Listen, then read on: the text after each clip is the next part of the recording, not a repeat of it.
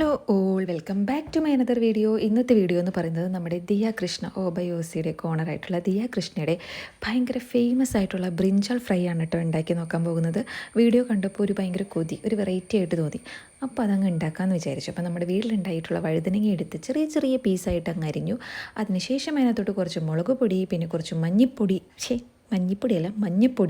പിന്നെ നമ്മുടെ മീറ്റ് മസാല ഇതൊക്കെ ആഡ് ചെയ്യുന്നുണ്ട് കേട്ടോ. അതിനകത്ത് കാശ്മീരി മുളക് പൊടിയാണ് യൂസ് ചെയ്യുന്നത്. പിന്നെ അവർ പെരിഞ്ജീരകപ്പൊടി യൂസ് ചെയ്യുന്നുണ്ട് കേട്ടോ. അത് രണ്ടും ഇവിടെ ഇല്ല, അതുകൊണ്ട് ഞാനത് യൂസ് ചെയ്തില്ല. പെരിഞ്ജീരകം ഇരിക്കുന്നുണ്ട്, പക്ഷേ പൊടിക്കാനുള്ള മടി കൊണ്ട് നമ്മൾ അതിട്ടിട്ടില്ല കേട്ടോ.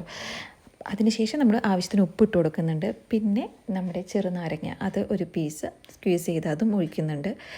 പിന്നെ നമ്മുടെ വെളിച്ചെണ്ണ, അപ്പോൾ ഇത്രയും ഒഴിച്ചിട്ട് നന്നായിട്ട് അങ്ങ് മിക്സ് ചെയ്തൊരു 10-15 മിനിറ്റ് ഞാനത് മാറ്റി വെച്ചു.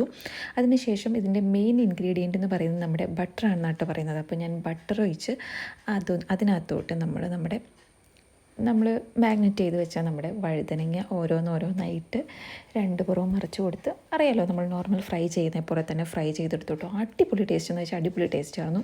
എനിക്ക് ഭയങ്കര ഇഷ്ടമായി. ചോറിൻ്റെ ഒക്കെ ഒപ്പം കൂട്ടാൻ വളരെ ടേസ്റ്റ് ഉണ്ട്. അപ്പോൾ വഴുതനങ്ങ ഇഷ്ടമില്ലാത്തവരാണെങ്കിലും ഇങ്ങനെയൊന്നും ഉണ്ടാക്കി ട്രൈ ചെയ്യൂ കേട്ടോ, അടിപൊളിയായിരിക്കും. Anyway thank you Diya Krishna for this wonderful recipe. അപ്പോൾ അടുത്ത വീഡിയോ ആയിട്ട് പിന്നെ